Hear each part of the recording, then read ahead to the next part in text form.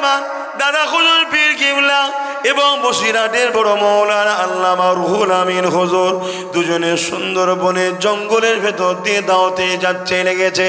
তৎকালীন সময়ে এমন করে গরুর গাড়ি করে যেতে লেগেছে। ওই গরুর গাড়ির ওপরে একটা পালকি টাইপের থাকে, তার মধ্যে হুজুর এবং তিনার খলিফা বসিরহাটের বড় মৌলানা আল্লামা রুহুল আমিন রাহমাহুল্লাহ হুজুর বসে রয়েছে। আমার দাদা হুজুর রহমাতুল্লাহ আলাইহির খেদমত করতে লেগেছে বসিরহাটের বড় মৌলানা আল্লামা রুহুল আমিন সাহেব। আর কথাবার্তা বলতে যেতে লেগেছে। হঠাৎ করে দেখা যায় ওই গরু চালক যিনি ছিলেন তিনি লাফ মেরে ওই পালকির মধ্যে গরুর ভেতরে ঢুকে এসেছে। ওই যে ছাওয়া ছিল তার ভেতরে ঢুকে এসে কাঁপতে লেগেছে। দাদা হুজুর জিজ্ঞাসা করলেন, বাবা কি হয়েছে, এত ঘাবড়ে গেছো কেন?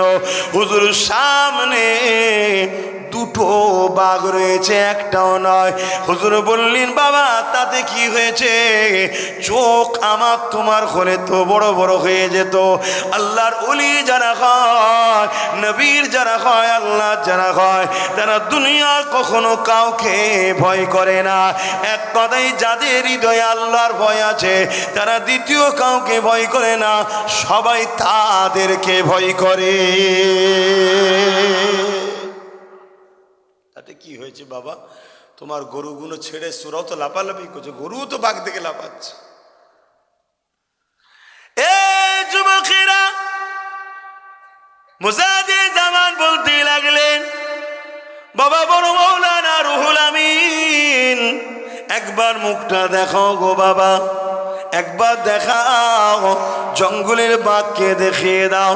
তারা যদি বাঘ হতে পারে, আল্লাহ পাক আমাকেও ইলমের বাঘ দিয়েছে, তাদের গায়ে যদি ক্ষমতা থাকতে পারে, আল্লাহ আমাকেও যাকে দিয়েছে এর কাছেও রুহানি ক্ষমতা আল্লাহ দিয়েছে। বাবা রুহুল আমিন একবার মুখটা দেখিয়ে দাও বাবা।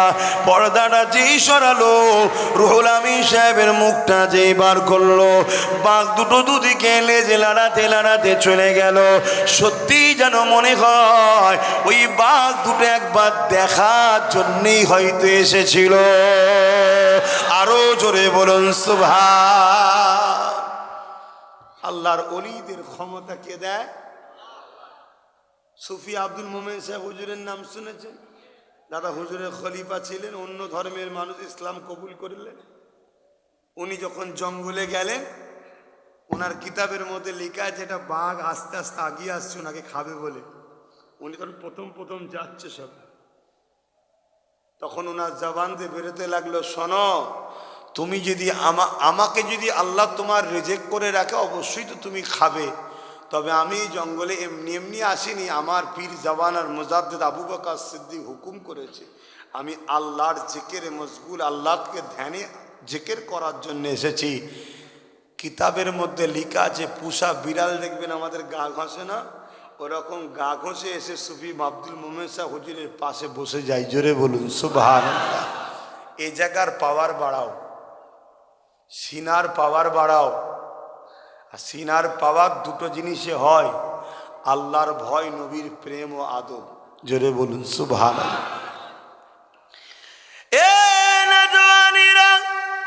যাক, আমি ওদিকে যাচ্ছি না, আমি যে কথা বলতে যাচ্ছিলাম কিন্তু আমি আপনাদেরকে আবার বলে যাই, ইসলামের বিরুদ্ধে যুগে যুগে যারাই লেগেছে আল্লাহ তাদেরকে মিটিয়ে দিয়েছে।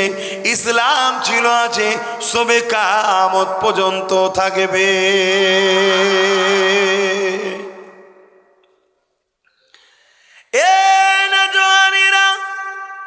আল্লাহ নবী অনেক কষ্ট করে দ্বীন ইসলামকে তোমার আমার কাছে দিয়ে গেছে।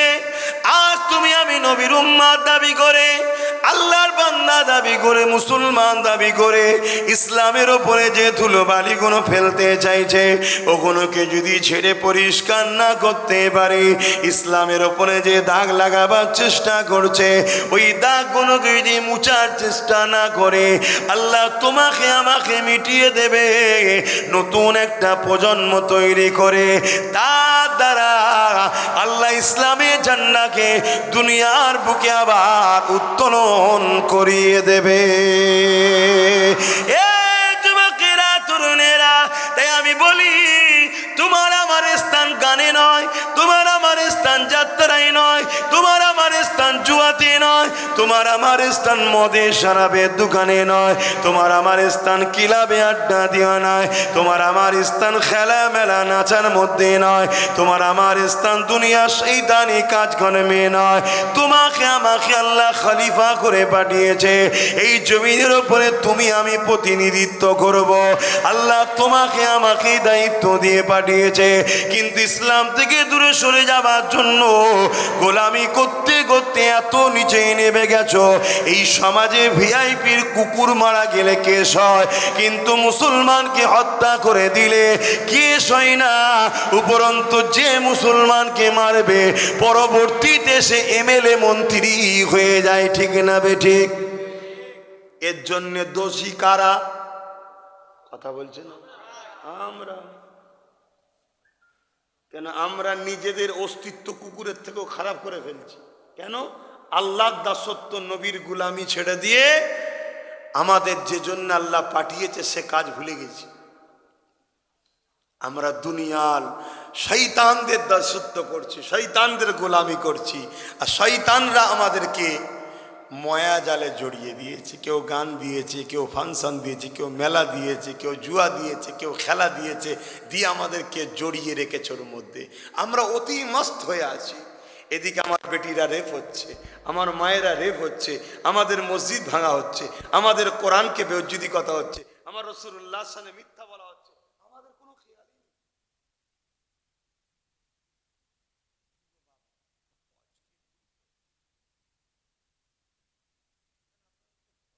অভ্যেস পেলেন মহব্বতের কথা, এসব শোনা অভ্যেস, আর আমি ওসব এইসব বলে ফেলি, আমি তো এইসব বলে ফেলি, অসুবিধা হচ্ছে। আমি আবার বলছি, আল্লাহ তার দিনের জন্য যথেষ্ট। তুমি আমি যদি উপযুক্ত না হয়, আল্লাহ জালিম শাসককে বসিয়ে তোমাকে আমাকে মিটিয়ে দেবে, নতুন প্রজন্ম তৈরি করে দেবে। যেমন বুশ চেয়েছিল ইসলামকে মিটিয়ে দেবো, আল্লাহ বুশের কন্যাকে ইসলাম ধর্ম দিয়ে হাফেজে কোরআন বানিয়ে দিয়েছে।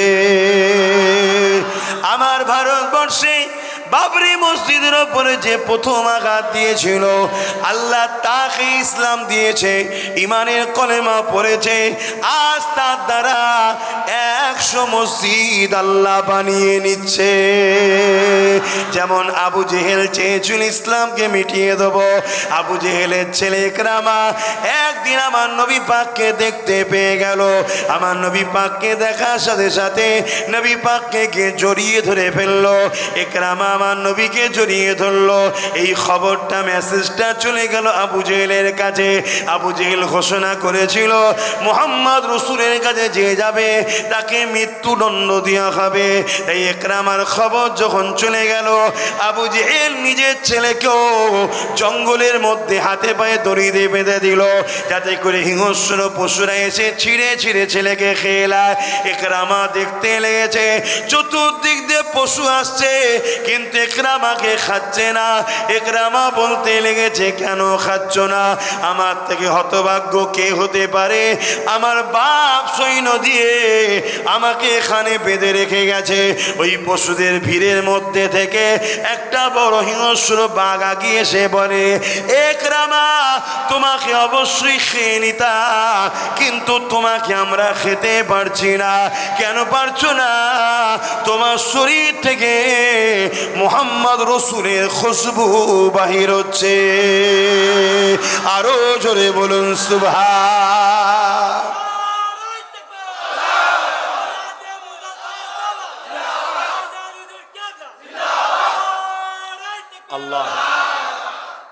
কোরআন তখনও কিন্তু আনেনি, একরামা তখন ইসলাম কবুল করেনি, বাপের দিকেই ছিল, কিন্তু রসুলকে দেখেছে, সম্পর্কে পাড়ার ভাই হয়। আমার নবীকে তো কেউ ভাই বলে ডাকলে বিয়াদবি হবে, শুনছেন তো না, ইমান চলে যেতে পারে। কিন্তু বাস্তবটা বলছি, সম্পর্কে আবু জেহেল পাড়া সম্পর্কে চাচা হয়, রসুলের আত্মীয় তো হয় না, সেই সূত্রে একরামা রসুল্লাহ পাড়া সম্পর্কে কে হয়, ভাই হয়, একরামা ভাই হয়। তা দেখেছে ভাই কি, আর আমার নবী পাক সাল্লাল্লাহু আলাইহি ওয়াসাল্লাম কিন্তু আল্লাহ কি নিয়ামত করেছিলেন। ইউসুফ নবীকে দেখে মিশরের নারীরা আঙুল কেটেছে, আর ইউসুফ নবীর যা রূপ দেখছো তার থেকে হাজারো গুণ বেশি আমার মোহাম্মদ রসুলকে দেখতে সুন্দর, জোরে বলেছে, দেখে গিয়ে জড়িয়ে ধরে ফেলেছে, এই মেসেজ নিয়ে শাস্তি দিয়েছে। ভাবুন, ইমান আনেনে রসুলুল্লাহকে জড়িয়ে ধরেছে, গায়ে খুশবু বেরোচ্ছে, তাহলে আমাদের অন্তরে যদি রসুলুল্লাহর প্রেমের ভালোবাসা থাকে, আমাদেরকে আল্লাহ হিফাজত করবে না? আর যারা নবীর হবে তাদেরকে কেউ কিছু করতে পারবে না, কথা বুঝে আসছে? ইকরামাকে খেলো না, ইকরামা বড় আশ্চর্য হয়ে গেল। এমন করে যেতে যেতে একদিন আল্লাহ হিদায়াত দিয়ে দিল, বিশ্ববিখ্যাত ইসলামের দুশ্মন আবু জেহেল, তার ছেলে ইকরামা, হযরত ইকরামা রাদিয়াল্লাহু তাআলা আমার নবী পাকের সাহাবী হয়ে যায়।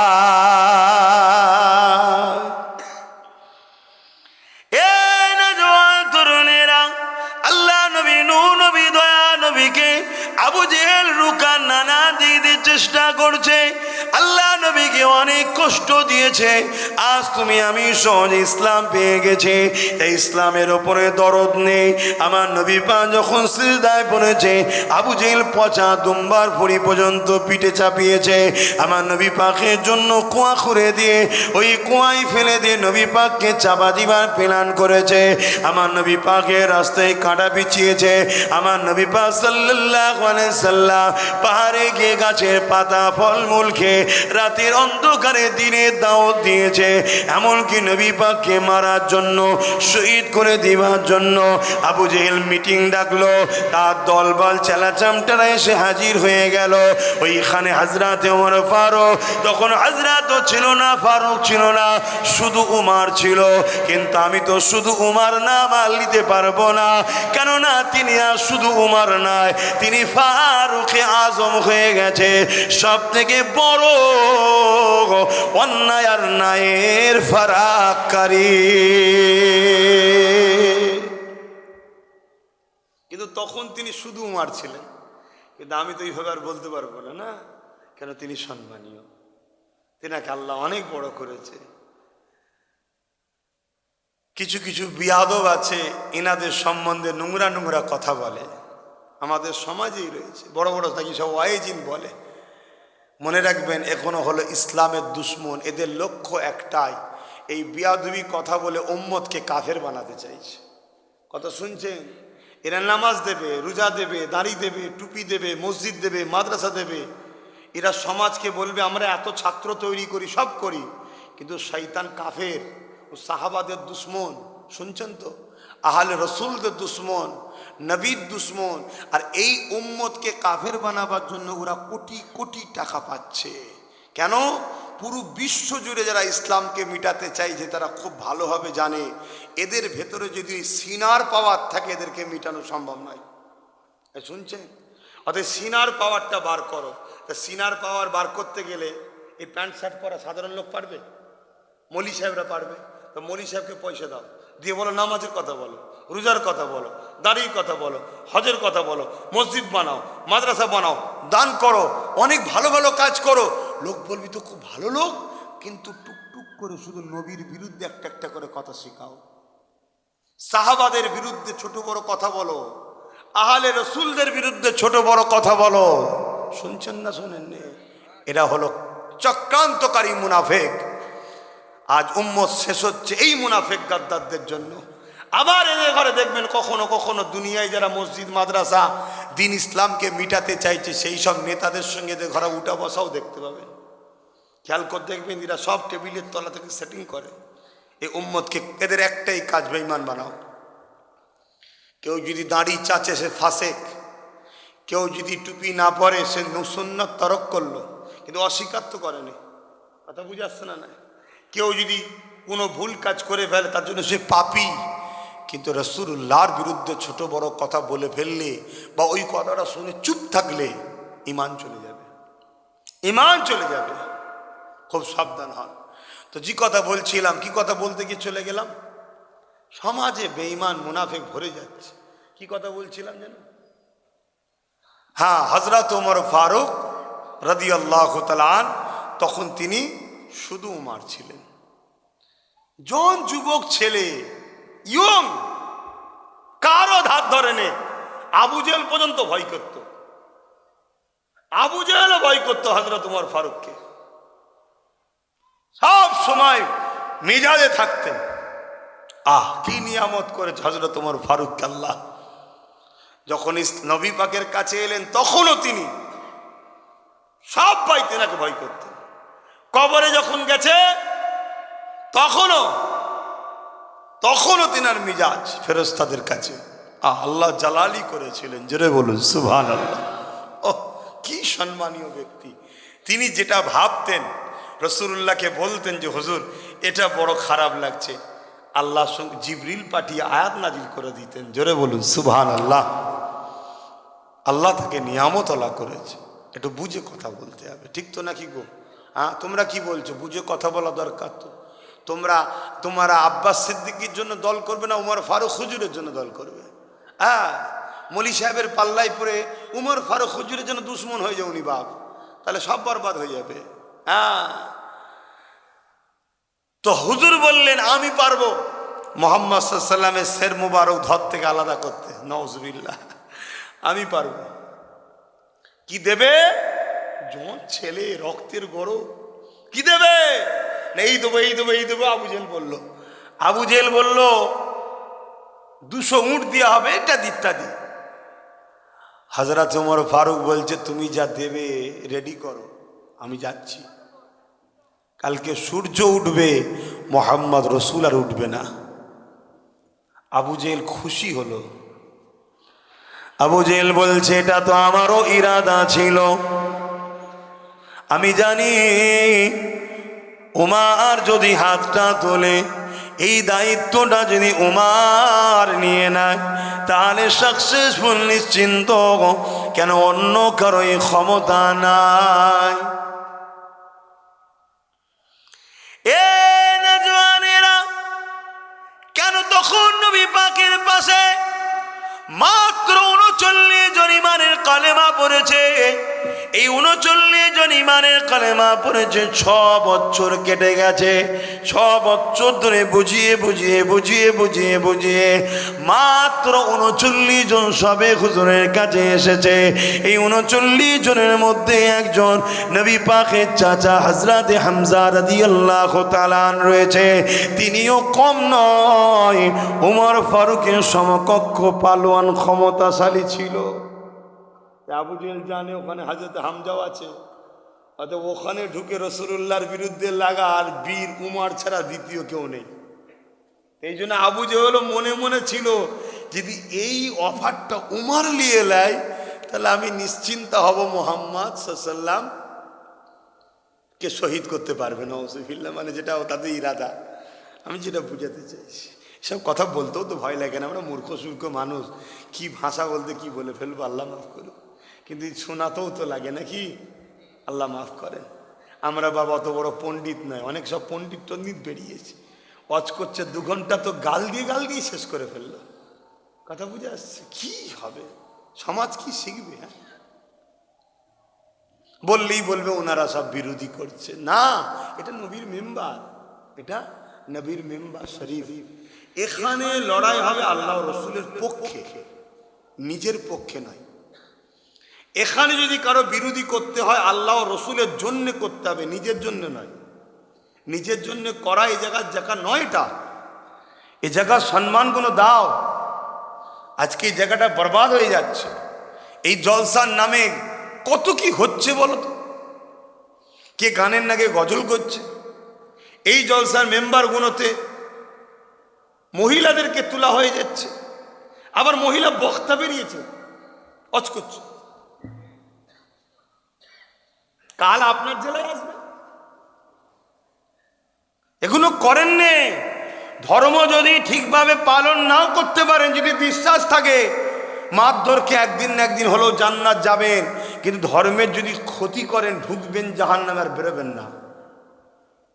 মহিলা দ্বারা যদি দিনের প্রচার করা জায়েজ হতো, আমার নবী তাহলে আম্মাজান আয়েশাকে লোকের বাড়ি বাড়ি পাঠাতো, যাও তুমি মহিলাদের কাছে যে দিনের প্রচার করো। কি গো, ভুল বলছি নাকি? তুমি মহলে মহলে যে মহিলাদের কাছে করবে, আর আমি পুরুষদের কাছে করব। খুব সাবধান হ, খুব সাবধান। হ্যাঁ, কোনো মহিলা যদি কোরআন জানে, এলেম জানে, কোনো মহিলা যদি তার বাড়িতে যায়, ধরুন আপনার কারো বাড়িতে একজন কোরআন জানে, 10টা মহিলা সেই মায়ের কাছে যাচ্ছে কোরআন শিখতে, এবং সেই মা এই 10 জন মহিলাকে যখন কোরআন শিক্ষা দেবে, তার বাড়িতে যেন কোনো পুরুষ না হাজির থাকে। কি বুঝাতে পারছি? এটা জায়েজ আছে, এটা জায়েজ আছে।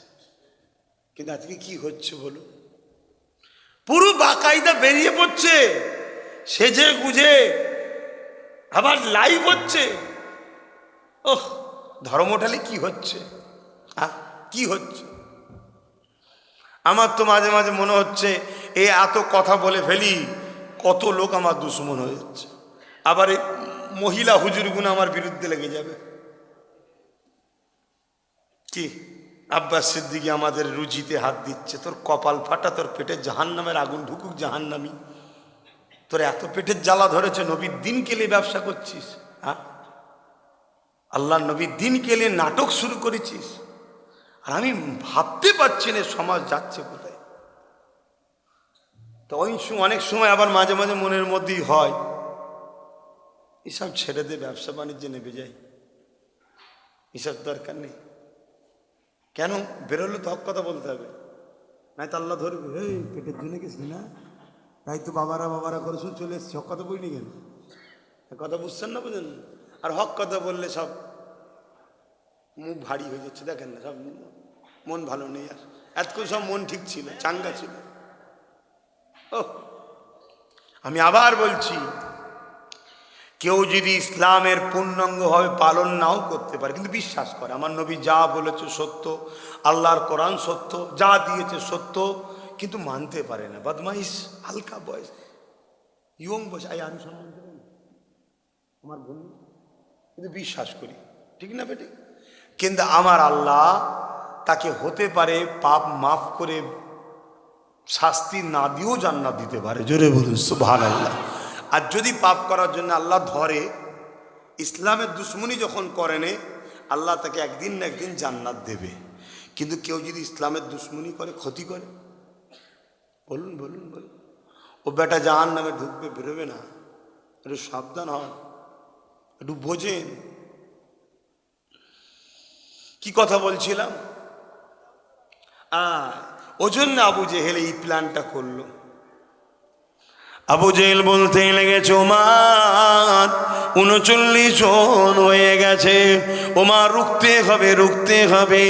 আমরা যে মানুষকে নকল খোদা দিয়ে তাদের উপাসনা করিয়ে মানুষের প্রভু সেজে বসে রয়েছে, মানুষকে আমাদের গোলাম বানিয়ে রেখেছে, মানুষকে আমাদের কৃতদাস দাসী বানিয়ে রেখেছে, মানুষকে কুসংস্কারের মধ্যে রেখেছে, যা বলি মানুষ আমাদের হুকুমের গোলাম হয়ে আছে। এ ওমর, মোহাম্মদ রসুলকে যদি রুকা না যায়, তাহলে আমাদের ভণ্ডমির দোকান বন্ধ হয়ে যাবে, আমাদের নকল খোদাগুলো বাতিল হয়ে যাবে, এক আল্লাহর ইবাদত শুরু হয়ে যাবে। এজন্যে উমার যেমন করে হোক মোহাম্মদকে রুখতে হবে। এমন করে হযরত ওমর ফারুক তখন বলেছিল, এ আবু জেহেল 39 হয়েছে, 40 আর হতে দেব না। এই জমিনে সূর্য উঠবে, মুহাম্মদ রাসূল আর উঠবে না। ফেরেশতাদের মধ্যে আলোচনা হতে লেগেছে কি হবে, কেন উমর বড় সাহসী ক্ষমতাবান, 39 থেকে 40 হতে দেবে না, ওয়াদা করে যাচ্ছে। আমার আল্লাহ আওয়াজ দিয়ে বলতে লেগেছে, এ ফেরেশতারা উমরকে যেতে দাও, যেতে দাও, যেতে দাও। 39 থেকে 40 হতে দেবে না বলেছে, আমি আল্লাহ উমরকেই 40 বানাবো। আমার নবী সাহাবা নম্বর হবে উমর 40। তাহলে যারা ইসলাম মিটাতে চেয়েছে তাদের থেকেই আল্লাহ লোক তৈরি করে নিয়েছেন লাইনে। ইসলাম মিটবে না, তুমি আমি যদি সৌভাগ্যবান হতে পারি ইসলামের পক্ষে দাঁড়িয়ে যাও, প্রতিটা গ্রামে গ্রামে গ্রামে গ্রামে ইউনিট তৈরি করো, একতা হও। ওপেন বলে যাচ্ছি, আমি ওদের মতো বলবো না যারা আমাদেরকে মারার জন্য বলছে ধারালো অস্ত্র রাখো, বলছে না, বলে না, আমি ওটা বলবো না। আমি বলবো ইউনিট তৈরি হও, ইউনিট তৈরি হয়ে বাচ্চাদেরকে শিক্ষার সুব্যবস্থা করো, এটা বলবো। শিক্ষা দাও, শিক্ষা দাও, শিক্ষা দাও, শিক্ষা দাও। শিক্ষা যদি দিতে পারো অনেক দূর পৌঁছে যাবে। কথা বুঝে আসছে? হ্যাঁ বাবেরা, নজওয়ান তরুণেরা, এইভাবে যুগে যুগে যুগে ইসলামকে যারা মিটাতে চেয়েছে তারা কখনো সাকসেসফুল হতে পারেনি, আগামী তো পারবে না। এ নজওয়ান তরুণেরা, এইভাবে আবু জেহেল অনেক দিক দিয়ে চেষ্টা যখন করতে পারলো না, আমার নবী পাক একদিন হুজরা মুবারকে শুয়ে রয়েছে। আবু জেহেল 40 জন অস্ত্রধারী নিয়ে আমার রাসূলুল্লাহ হুজরা মুবারককে ঘিরে ফেলেছে, উলঙ্গ তরোয়াল নিয়ে ঘিরে ফেলেছে। আল্লাহ পাক জিবরাইলকে পাঠিয়ে দিলে, এ জিবরাইল আমার হাবিবকে যে বলেন আমার হাবিব যেন হিজরত করে ইয়াসরিব মদিনার জমিনে চলে যায়। আল্লাহ নবীকে ইজাজত দেয়া হয়ে গেল। নবী পাক হযরতে শেরে খোদা মাওলা আলীকে ডাক দিয়ে বলতে লাগলো, ও হযরতে আলী, আল্লাহর হুকুম হয়েছে আমি হিজরতের উদ্দেশ্যে রওনা হব, তবে তোমাকে একটা কাজ দিয়ে যায়। ও হযরতে আলী, আমার বিছানাতে তুমি শুয়ে পড়ো, আমার চাদরটাকে তুমি ব্যবহার করো। আর হযরতে আলী সকালে উঠবে, ফজরে ফাঁকরে উঠবে, উঠার পরে এই মালগুলো রয়েছে, এই মালগুলো অমুকের অমুকের পৌঁছে দেবে। তার মধ্যে আবু জেহেলেরও মাল রয়েছে, উতবারও মাল রয়েছে, সাইবারও মাল রয়েছে। যারা আমার নবী পাককে শহীদ করতে এসেছে তারাও জানে মুহাম্মদ রাসূল কখনো ইনসায়া পরামর্শ হয় না, মুহাম্মদ রাসূল কখনো আমানত খেয়ানত করে না। তাই তারা তাদের ধন দৌলত গুলো আমার রাসূলুল্লাহর কাছেই জমা রাখতো। কেন আবু জেহেল জানে যে আমার মালগুলো আমি রাখবো কার কাছে, উতবার কাছে রাখবো, ঝেড়ে দেবে, সাইবার কাছে রাখবো, ঝেড়ে দেবে। কেন ওটা জানে আমরা সব চিটিংবাজ। যেমন আমাদের সমাজ এখন দেখছেন না, এ ওকে বিশ্বাস করতে পারছে না, ওকে বিশ্বাস করতে পারছে না, তুই বেশি ইনকাম করেছিস, তুই বলছিস না তুই করেছিস, নিজেদের মধ্যে মারপিট হচ্ছে, দেখছেন না? এই সব আজকের কোয়ালিটি এগুলো। তাই সব মাল নিয়ে যে আমার রাসূলুল্লাহর কাছে রাখতেন। তারা জানে মুহাম্মদ রাসূল কখনো কারো আমানত খেয়ানত, তারাও জানে মুহাম্মদ রাসূল সত্য, কিন্তু মানবো না। কেন? মানলে গুন্ডাগিরি হবে না, জুলুম হবে না, জেনা হবে না, ধর্ষণ হবে না, খুন হবে না, লুট হবে না, দাঙ্গা হবে না, নাচ হবে না, এসব বদমাইশিগুলো বন্ধ করে দিতে হবে। আমরা যে মানুষের প্রভু হয়ে বসে আছি এসব বন্ধ করে দিতে হবে। শুনছেন তো নাকি? ঘুমিয়ে পড়েছেন না খিদে পেয়ে গেছে? আচ্ছা জাহলে আলহামদুলিল্লাহ, আলহামদুলিল্লাহ। আল্লাহ আমাকে ও আমাদেরকে হেদায়েত করে, বলুন আমিন। বিশেষ করে আমার মা বোনগুলোকে বলুন আমিন। কেন আখরি জামানা, আখরি জামানা আল্লাহ নবী বলেছেন আখরি জামানায় বাপেরা নিজের মেয়েকে কন্ট্রোল করতে পারবে না, স্বামী স্ত্রীকে কন্ট্রোল করতে পারবে না। তার একটা নমুনা হলো নারীদের হাতে টাকা তুলে দেওয়া। শুনছেন না? শুনছেন? তুমি আমি কত হাদিস পড়ি জানি না, কিন্তু ইবলিস গুণ হাদিসে সবসময় চর্চা করছে কোন রাস্তায় এদেরকে শেষ করা যায়। তো নবী বলেছে নারীদেরকে তার বাপ তার স্বামী কন্ট্রোল করতে পারবে না, শুনবে না কথা। দিয়ে 1,500 টাকা তুলে দে, 1.5 তুলে দে, বেরিয়ে যাবে। দেখছেন ইবলিসের লাইন কেমন? এখন কারো যদি মনে ব্যথা হয় যে আপনি ইবলিস বলছেন, ইবলিসের মা রে, কথা বুঝছেন না, বোঝেন না। আর ইবলিসের বাপ ওই দিকে বসে আছে, দুজন দু মাথায় বসে আছে। কষ্ট হচ্ছে? কিচ্ছু করার নেই বাপ। যে আমার আল্লাহর নয়, নবীর নয়, যে আমার মসজিদ মাদ্রাসার দুশ্মন, তাকে বলবো না? কিচ্ছু করার নেই। তাতে আমার থেকে যদি ভালো না লাগে, তুমি ইবলিসকে ভালো লাগে, তা আমার সাথে আসবে না, আমাকে নিয়ে আসবে না, ইবলিসের সাথে থাকো। আর ইবলিসের সাথে জাহান্নামেও দেখা হবে, মানে যাবে তোমাকে নিয়ে। ইনশাল্লাহ আমরা মুহাম্মদ রসুলের সাথে আছি, ওলিয়া উলিয়াদের সাথে আছি।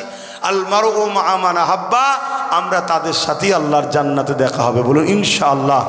আরে বলেন না মিয়া ইনশাআল্লাহ। আশা করতে আল্লাহ নিষেধ করেছে? আল্লাহ উপরন্তু বলেছে লা তাখনাতু মির রাহমাতিল্লাহ, আমার রহমতের উপর যারা ভরসা করে তাদেরকে নিরাশ করিনি। আল্লাহর রহমত কি? আল্লাহর রহমত কি? তা আশা করাটা কি? আমি তো বললাম রহমতের উপরে যে আশা করে, তো রহমতটা কি? রহমতটা হলো মুহাম্মদুর রসুল। জোরে বলুন সুবহানাল্লাহ। ভালো তারে ইমান ঢুকাও, আকীদা ঢুকাও। আমরা নবী ছেড়ে দিয়ে বসে আছি। আমার নবীর শান কত! আমার নবী পাক সাল্লাল্লাহু আলাইহি সাল্লামের নাম 70 বার যদি মুশকি আমবাদ দিয়ে মুখকে ধুয়ে কুল্লি করে ধরা হয়, তাও হযরতে শেখ সাদি হুজুর বলছেন তাও বিয়াদবি হবে। আমরা তো বুঝাবার জন্য ধরে ফেলি। আল্লাহ মাফ করেন, হুজুর মাফ করে দেন আমাদেরকে, বলুন আমিন। এটা নাচারের ক্ষেত্রে। কিন্তু কিছু বেঈমান আছে, কি বলছে আমার নবীকে আমাদের মতো মানুষ বলছে, মরে গেছে বলছে, শাফাত করতে পারবে না বলছে, এলেম কালাম কম বলছে, এলমে গায়েব জানে না বলছে, আবাত আসান নাকি জ্ঞান নেই বলছে, নবী নাকি নাউজুবিল্লাহ আর বলতে পারছি না। কি কথা! হ্যাঁ, এই তোমরা যদি কেউ গরিব আবাদি, তোমাকে বলি ভিখারির বাচ্চা, তুমি মেনে নেবে? বলো ভালো লাগবে? কাফের বক্তারা বলছে কি, এ বেঈমান বলছে কি? খুব সাবধান। আপনি দাড়ি দেখছেন, টুপি দেখছেন, মুফতি মাওলানা দেখছেন, মাদ্রাসা মসজিদ দেখছেন, পিছনে লোক আছে দেখছেন। আপনি দেখবেন না কারবালার ময়দানে একদিকে ইমাম হোসাইন ছিল মাত্র 72 জন, অপরদিকে এজিদ ছিল 22,000। 22,000-এর মধ্যে 7,000 আলেম ছিল, 3,000 মুফতি ছিল, 3,000 হাফেজে কোরআন ছিল। এজিদকে সত্য বলবেন নাকি? কথা বলুন। আরে এজিদের দলে 7,000 আলেম রয়েছে, এজিদকে ভুল বলছেন কেন? তাহলে এজিদ ঠিক? এজিদের দিকে 3,000 মুফতি ছিল, তাও বলছেন ভুল। এজিদের দিকে 3,000 হাফেজ ছিল, তাও বলছেন ভুল। জোরে বলেন, ভুল না ঠিক? কি করে বলছেন? মুফতি তা 3,000 মুফতি যদি এজিদের পক্ষে দাঁড়িয়ে হোসাইনের বিরোধী করার জন্য যদি ভুল হতে পারে, আজ আমার সমাজে কেউ মুফতি মৌলানা পীর পীরজাদা দাবি করে মুহাম্মদ রাসূলের সাথে গুস্তাখি করে, সে ঠিক হয় কি করে? হারামখোর হারামজাদাগুলোকে পিটানো দরকার। শয়তানিরা আজকে সমাজকে কুরে করে খাচ্ছে, এরা বেঈমান বানাচ্ছে আমাদের ঘরে। কথা শুনছেন না শোনেন না? আবার হারামজাদা বলেছি বলে পেস্টেজে লেগে গেল দেখি যে হুজুর আবার গাল দিচ্ছে। এটা গাল নয়, এটা গাল নয়, এটা সত্য কথা। আল্লাহ কোরআনে বলেছে যার সন্তান, এই জানেন না? জানেন না?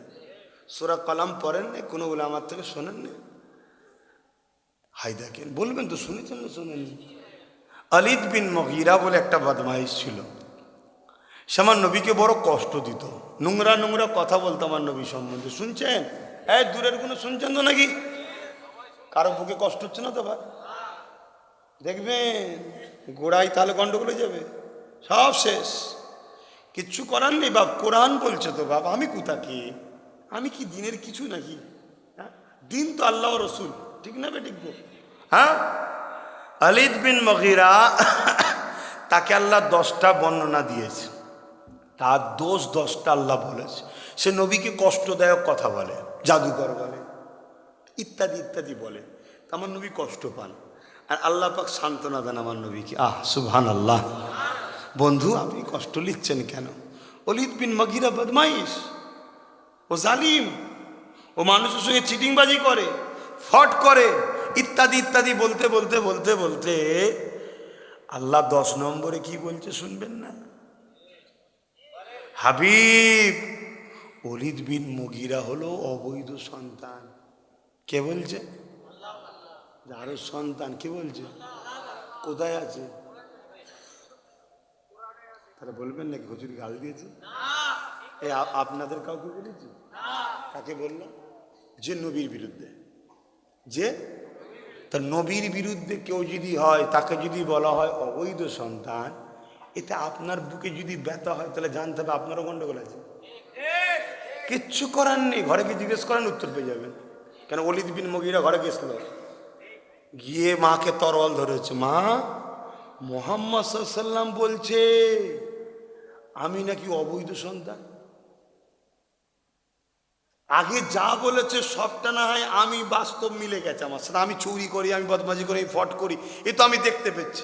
কিন্তু এমন একটা কথা বলেছে যেটা তুমি ছাড়া তো কেউ জানে না। কেউ জানে? কিন্তু মুহাম্মদ রাসূল যখন বলেছে, এটা মিথ্যা তো হতেও পারে না, কেন তিনি তো সত্য কথা বলে। দেখছেন কেমন মানে ওলিদ বিন মুগিরা নবীকে, কেমন মানে যে মোহাম্মদ মিথ্যা বলতেই পারে না। আর আজকের মুফতি বলছে হুজুরের ভুল থাকতে পারে।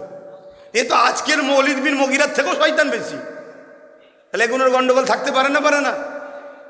তাহলে আব্বাস সিদ্দিকী যদি নবীর পক্ষে দাঁড়িয়ে এদের বিরুদ্ধে কথা বলে, আপনাদের কি অসুবিধে হয়?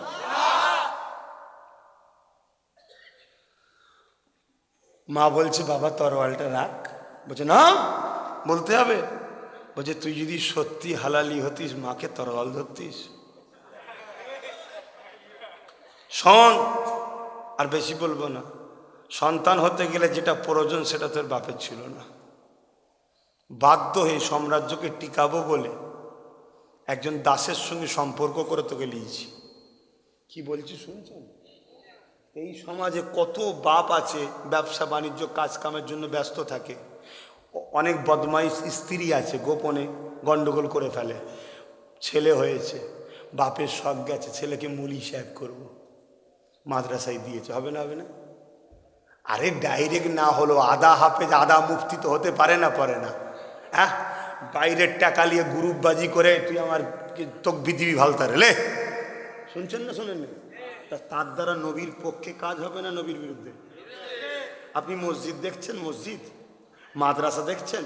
হ্যাঁ, আমার নবী পাক সাল্লাল্লাহু আলাইহি ওয়াসাল্লাম মদিনা থেকে দ্বীনের প্রচার করতে গেছে, আর এসে দেখছে একটা মসজিদের জেরাত তৈরি করে ফেলেছে। কারা? যারা সাহাবা দাবি করেছিল, কলেমা পড়েছে নবীর হাতে, তার একটা মসজিদ করে ফেলেছে। কেন? প্রমাণ দিচ্ছে আমাদের এখান থেকে মদিনার নবাবিতে যেতে একটু দূর হচ্ছে, তাই আমরা করেছি। আল্লাহ পাক আমার নবীকে বললেন, হাবিব ওরা মসজিদ করেছে ওখান থেকে মুসলমানদের মধ্যে ফিকশন লাগাবে বলে। কেন? মসজিদে মুসলমান আসবে, অতএব ওটা মসজিদে জেরার আপনার বিরুদ্ধে করেছে, ওটাকে ভেঙে দেন। আমার নবী মসজিদ ভেঙে দিয়েছিল। শুনছেন না শোনেন? অতএব আপনারা আম মানুষ, আপনারা আম মানুষ, আপনারা মৌলানা দেখলে পায়ের চুমু খান, মাথায় তুলে নাচেন, ভালো মন্দ করে খাওয়ান। কেন? আহা আমি আম মানুষ, ও কোরআন জানে রে। আপনাদের এই খসলতটা খারাপ নয়, ভালো। আলেমদেরকে ভালোবাসা দরকার। আলেমদেরকে ভালোবাসলে কিয়ামতের দিন আলেমদের সাথেই জান্নাতে যাবেন। জোরে বলুন সুবহানাল্লাহ। হাদিস পাকের মধ্যে আছে কিয়ামতের দিন আল্লাহ উলামাদেরকে বলবে, যান আপনাদের ঘরে আমি জান্নাতে যাবার ইজাজত দিলে আপনারা জান্নাতে চলে যান, ময়দানে থাকতে হবে না। ওই সময় তেনারা যখন জান্নাতে যেতে যাবে, আল্লাহ পাকের আলেম বান্দাদের ঘরে একদল সাধারণ মানুষ ধরবে। সাধারণ মানুষ ধরে বলবে যে আপনারা দুনিয়ায় ওয়াজ করতেন, আলমারউ মা'a মান আহাব্বা, দুনিয়ায় যে যাকে ভালোবাসবে তার সঙ্গে পরকালে থাকবে। আপনারা জান্নাতে যাচ্ছেন, আমাদেরকে নিয়ে যাবেন না? মানে আমরা তো আপনাদের ভালোবাসতাম, রান্না বান্না করে খাওয়াতাম, আপনাদের মাহফিলে যেতাম, আপনারা ডাকলে সাড়া দিতাম, কোনো দিনের জন্য পয়সা চাইলে পয়সা দিতাম, দিনের জন্য কোনো জায়গায় মিটিং মিছিলে ডাকলে যেতাম। কি গো, ওলামাদের পাশে যায় না? যায় না? তা আমরা ঘিরে রেখেছিলাম, আপনারা কথা বলেছিলেন, সত্য কথা। আজকে আপনারা আমাদেরকে পাশে দাঁড়িয়ে আছেন বলেই তো আমরা কথা বলি, ঠিক না বেঠিক গো? তাহলে অবদান আপনাদের আছে না? নাই শুধু একা আমাদের অবদান, আপনাদের অবদান নেই? আপনাদেরও বিরাট অবদান, এটা করেছিলেন বলেই তো আমরা বলতে পারছি। ঠিক আপনারাও হকের পক্ষে মজবুত হয়ে, বর্ডার হয়ে, প্রাচীর হয়ে আমাদেরকে ঘিরে রেখেছেন, তাই তো আমরা কথা বলি। তাহলে আপনাদের অবদান আছে না? নয়?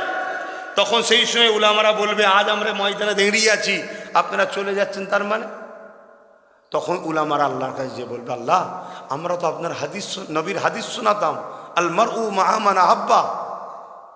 আল্লাহ এই বান্দাগুলো আমাদের সাথ দিয়েছিল, এরা সহযোগিতা করেছিল, মা বোনেরা অর্থ দিয়েছিল দিনের জন্য, আজকে তাদেরকে আমাদের সঙ্গে জান্নাতে দেওয়া হবে আশা তারা রাখছে। আল্লাহ বলবেন সাদ্দাকতা, তারা সত্য বলছে। ফেরেশতা এই উলামাদেরকে নিয়ে যাও, যারা যারা এদের সাথে ছিল তাদেরকেই জান্নাত দাও। জোরে বলুন সুবহানাল্লাহ, আরো জোরে বলুন সুবহানাল্লাহ। ওই দিন এমনও লোক জান্নাতে যাবে যারা কিছু করেনি, কোনো জায়গায় হয়তো উলামার সঙ্গে বসে খেয়েছে, তাকেও আল্লাহ বলবো ওজন মলিস আলেমের সঙ্গে খেয়েছে, ও কেন বাদ যাবে, ওকেও যেতে যা। জোরে বলুন সুবহানাল্লাহ। জান্নাতটা কার? জোরে বলুন। তা আল্লাহ যদি তার বান্দাকে দেয়, রুকার কেউ আছে? কিন্তু আল্লাহ বলেছে, হাবিব এমন একটা লোককে আপনি জান্নাতে দেখতে পাবেন না, এমন একটা লোককেও আপনি জান্নাতে দেখতে পাবেন না। কেমন লোক? যারা আপনার সঙ্গে দুশ্মনী করেছে, যারা তাদের সঙ্গে বন্ধুত্ব করেছে। কি বলছি শুনছেন? কোরআন। হাবিব এমন একটা লোককেও আপনি জান্নাতে দেখতে পাবেন না, যারা আপনার সঙ্গে ডাইরেক্ট দুশ্মনী করেছে, শুধু তা না নয়, তারা তো যাবেই না, তাদের সঙ্গে যারা বন্ধুত্ব রেখেছিল তারাও জান্নাতে যাবে না। এটা ওয়াদা আল্লাহর। আল্লাহর ওয়াদা কখনো চেঞ্জ হয়?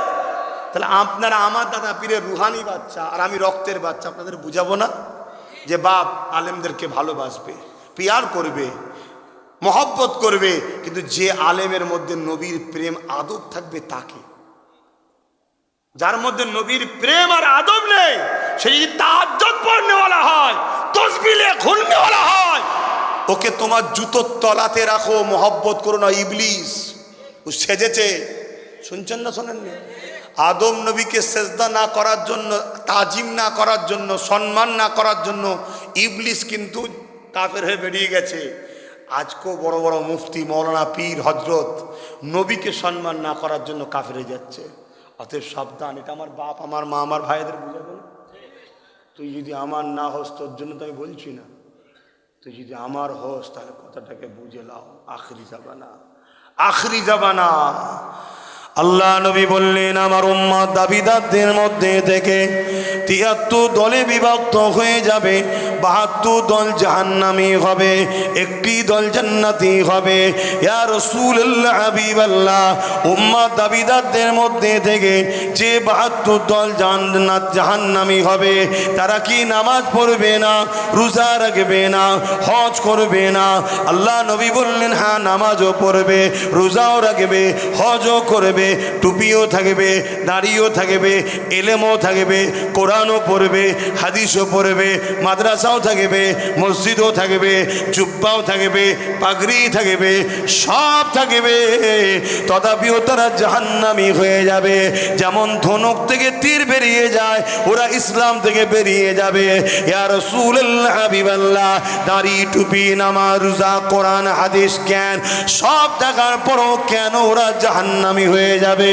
আল্লাহ নবী বললেন, ওদের দিলের মধ্যে, অন্তরের মধ্যে আমি রাসূলুল্লাহ, আমার হাইয়া থাকবে না, আমার আদব থাকবে না, আমার সম্বন্ধে ওদের ঘৃণা, বুকস থাকবে।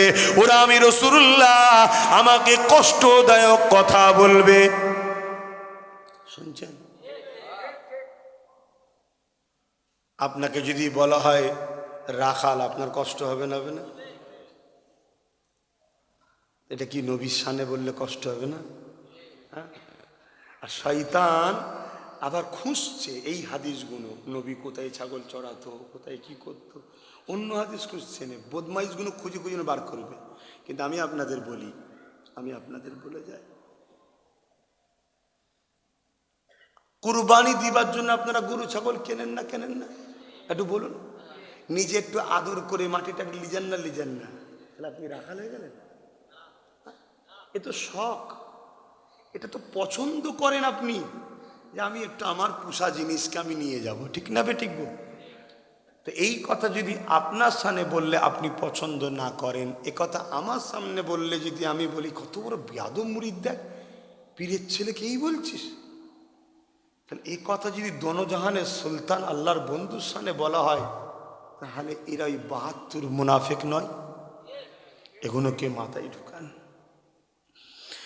এ যুবকেরা, পৃথিবী যত শক্তিশালী হোক, পরমাণু বোমা তৈরি করুক, আর যা ক্ষমতা তাদের হাতে থাকো না কেন, মনে রাখবে তোমার আমার অন্তরের পাওয়া যদি থাকে, সিনার পাওয়া যদি থাকে, রাসূলুল্লাহর মহব্বত আদব যদি থাকে, এই আদব রেখে তুমি আমি যদি আল্লাহকে সেজদা দিই, তুমি আমি যদি রোজা রাখে, মনে রাখবেন পৃথিবীর যতই পাওয়ারফুল হোক না কেন, আমার আল্লাহর পক্ষ থেকে সাহায্য আসবে। যেমন সাহায্য এসেছিল নবী আলাইহিস সালামদের কাছে, যেমন সাহায্য এসেছিল আমার গরিবে নওয়াজের কাছে, যেমন সাহায্য এসেছিল মুজাদ্দিদ আল-ফিসানির কাছে। মনে রাখবেন ঈমান যদি না থাকে সবটা বরবাদ হয়ে যাবে।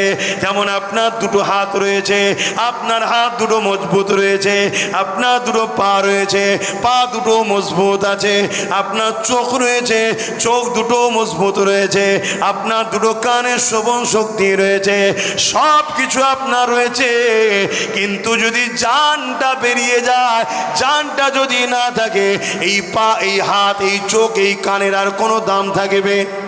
জোরে বলুন। তাই নামাজ, রোজা, দাড়ি, টুপি সব রয়েছে, এই সব কিছুর জান হলো মুহাম্মদ রাসূলুল্লাহ। মুহাম্মদ রাসূল যদি না থাকে, আপনার নামাজ, রোজা, দাড়ি, টুপি সবটা বেকার হয়ে যাবে। বুঝতে পারছি? এ নওজওয়ানেরা, আল্লাহ পাক আয়াত নাজিল করে দিলে আমার হাবিব ইমানদার দিগাকে জানিয়ে দেন, হে ইমানদারেরা, তোমরা তোমাদের গলার আওয়াজকে আমার নবীর দরবারে যখন আসবে বড় সংকুচিত করে রাখো, কেননা তোমাদের গলার আওয়াজ যেন আমার নবীর গলার আওয়াজের ওপরে না উঠে যায়। যদি উঠে যায়, আমি আল্লাহ তোমার জিন্দেগির আমলকে বরবাদ করে দেবো। জিন্দেগির আমল বুঝাবার জন্যে বলছে, একটা মানুষ 80 বছর হজ করেছে, 80টা ফরজ হজ, 80 বছর 5 ওয়াক্ত নামাজ, তাহাজ্জুদ পড়েছে, 800 মাদ্রাসা করেছে, 800 মসজিদ করেছে, 8000 গরিব মেয়ের বিয়ে দিয়েছে, তসবিহ সর্বসময় নিয়ে করে বেড়ায়, 80 বছর রোজা রেখেছে, দান খয়রাত যাকাতও দিয়েছে, জীবনে কখনো কোনো মানুষকে ছোট বড় কথাও বলেনি, সমাজে সবাই তার প্রশংসায় 14 মুখে, সবাই বলে ভালো ভালো ভালো ভালো, কিন্তু একদিন তার গলার আওয়াজটা আমার রাসূলুল্লাহ গলার আওয়াজের উপরে যদি উঠে যায়, ওই মানুষটার 80 বছরের হয়, 80 বছরের রোজা, 80 বছরের নামাজ, 80 বছরের তাহাজ্জুদ, 80টা জনের সব কিছু, 800 মাদ্রাসা মসজিদ বানানো, 1000 করে মেয়েদের বিবাহ দেয়া, দান খায়রাত করা, সবটাকে আল্লাহ বরবাদ করে দেবে। অর্থাৎ তার কিছুই নাই, সে জাহান্নামী হয়ে যাবে। মুফাসসিরিনরা বলতে লেগেছে, আমল তার বরবাদ হয় যে বেঈমান হয়ে যায়। শুনছেন তো? এখানে অনেক ছেলে আছে নামাজ পড়ে, এই নামাজ পড়ো না, পড়ো না, কথা বলো। ধরো নামাজ পড়া একটা ছেলে কোনো একদিন গান শুনে চলেছে, নামাজ পড়া কোনো একটা ছেলে সিনেমা দেখতে চলে গেছে একদিন, নামাজ পড়া কোনো একটা ছেলে হয়তো একটু যাত্রা ফাংশনে চলে গেছে, কি গো নামাজের নেকি কাটা যাবে? অস্ত অনেক শুনেছেন, কাটা যাবে না। নেকির খাতায় যেমন নামাজ আছে, পাপের খাতায় ওইটা উঠবে, শুনছেন? কিন্তু আমার নবীর বেলায় কি বললো? গলার আওয়াজ যদি উঠে যায় নবীর আওয়াজের উপরে, সব আমল, কেন আমল বরবাদ মুফাসসিরিনরা বলছে বেঈমানদের হয়, যারা ইসলাম থেকে বেরিয়ে ঈমান চলে যায়। তাহলে নবীর গলার আওয়াজের উপরে আওয়াজ তুলাটা বিয়াদবি, আর সেই নবীকে ছোট বড় কথা বলা কি আল্লাহর ওলি? একটু বুঝিয়ে বুঝিয়ে কাজ করুন যুবক, আখরি জামানা। ব্যাগ যদি খালিও থাকে, কমসে কম ব্যাগটা নিয়ে বেরোন। পাত্র যদি খালি থাকে, কমসে কম পাত্রটা যদি থাকে, কিয়ামতের দিন আল্লাহর রহমতের পানি কিন্তু বর্ষণ হবে উম্মতের উপরে, বা কিয়াম বিচারের দিনে 1 ফোঁটা যদি পড়ে যায় বেহিসাব জান্নাত। জোরে বলুন সুবহানাল্লাহ। যদি এর পরে নাও পড়ে, তারপরেও কিন্তু পাত্র থাকার জন্য বেরিয়ে আসবে, অর্থাৎ ঈমান থাকার জন্য জাহান্নাম খেটেও আসবে। তো যাক, সময়ের দিকে খেয়াল করছি, নামাজের ব্যাপার আছে, একটু হাজিরি দিলাম। আমার ওই ভাইটা কোথায় গেল? কমিটির ছেলেরা সব শরীর, সামনে ইসালে সব আসছে, নানান কাজে টেনশানে পড়ে গেছি। এবছর রোজা পড়েছে, কখনো রোজায় ইফতার করায়নি, এই বছর পড়েছে। তো নলেজ সিটিতে না করলেও নয়, মানুষজন যায়, ওই জন্য নলেজ সিটিতে ইফতার করাবো, আর ইফতারের পরেই খাওয়া দাওয়া, তারপরে দরবারে চলে আসবো, এসে তারাবি হবে। কথা বুঝে আসছে। আর যারা নলেজ সিটিতে থাকবে, নলেজ সিটিতেও একটা তারাবির ব্যবস্থা থাকবে, ওখানেও তারাবি পড়াবে।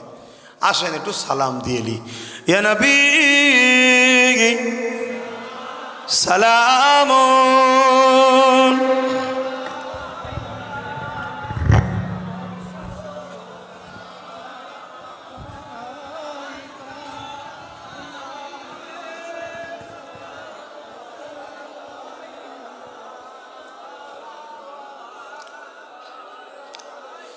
বাপজান আমার কথায় কেউ কষ্ট পেলেন? ভাইরা, এরপরেও বলছি, আপনারা যদি কষ্টও পান, আমার কিছু করার নেই। আপনাদেরকে খুশি করতে গিয়ে আমি নবীর থেকে দূরে যেতে পারবো 100% বলে দিচ্ছি। তাতে আপনারা আমার সঙ্গে মিশবেন না মিশবেন, আমার কিছু করার নেই। কেন? আপনাদের থেকে আমার কাছে আমার নবীর জুতা মুবারক অনেক দামি। আর আপনারাও যদি এইভাবে ভালোবাসেন, আমি খুশি হব যে আমার থেকেও আপনাদের কাছে নবীর জুতা মুবারকও অনেক দামি বেশি। এটাই হলো ইমানদার। বললেন না সুবহানাল্লাহ? বলুন আলহামদুলিল্লাহ। আমরা এরকম ইমানদার। আমাদের কাছে হুজুরের দাম এত, কেন দাম হবে না? যার দাম সম্বন্ধে, মানে যাকে দামি খোদ আল্লাহ ঘোষণা দিয়েছে, ইনি হলো দামি। জোরে বলুন সুবহানাল্লাহ। যে কাবাকে আল্লাহ নিজের ঘর বলার জন্য আমরা সবাই গিয়ে জড়িয়ে ধরে কাদা কাটি চুমু টুমু খাই। যারা গেছেন, করেছেন? আমি করেছেন তো? হ্যাঁ, চুমু টুমু খেয়ে জড়াজড়ি করে বুকে টুকে ঘষেছি, কাদা কাটি। কাবা তুমি সাক্ষী থেকো, কাবা তুমি সাক্ষী থেকো, আল্লাহর ঘর তুমি, তোমাকে আল্লাহ বলেছে তুমি আল্লাহর ঘর, তুমি কত সৌভাগ্যবান। আমি এসেছিলাম কিয়ামতের দিন, বলো তুমি। এভাবে কত আদর করেছি কাবা শরীফকে। কেন? পাথর তো না, আল্লাহ বলেছে আমার ঘর। আল্লাহ থাকে নাকি?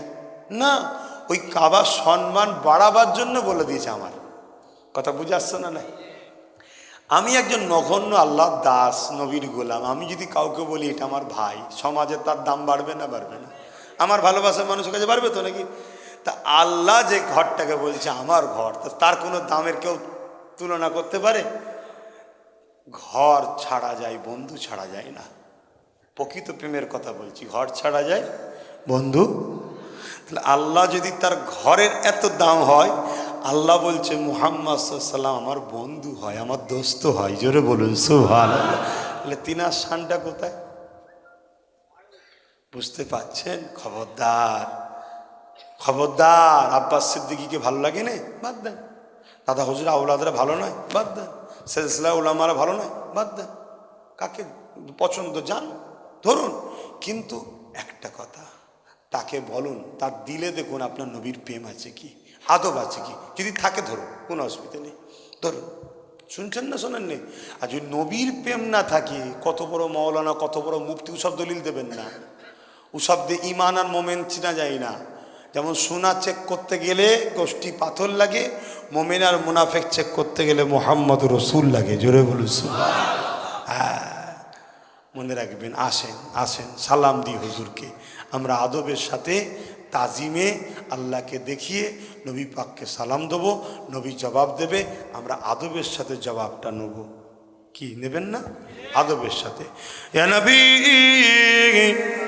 সালাম, ইয়া রাসূল,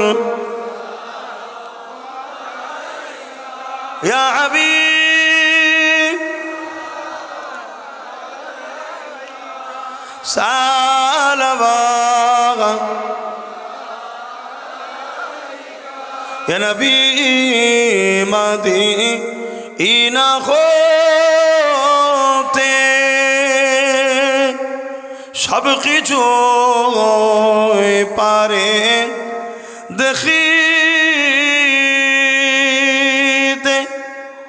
মোদের লাশ কবরে রাখিলে লইবেন আপন করে নবী সালাম ইয়া রাসূল ইয়া হাবিব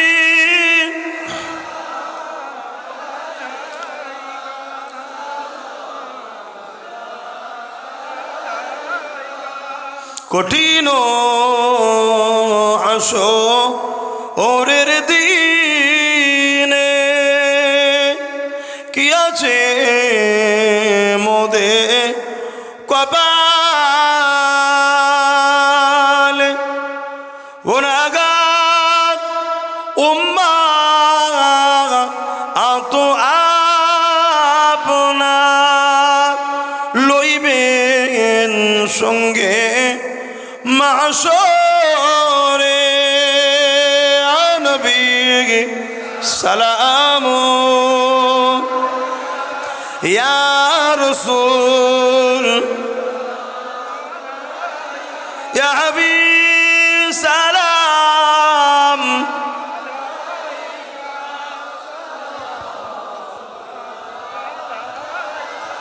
সকলে বসেন বালাগাল উলা বিকামালিহি كسبت دجى بجماله حسنت جميع خصاله صلوا عليه وآله اللهم صل على سيدنا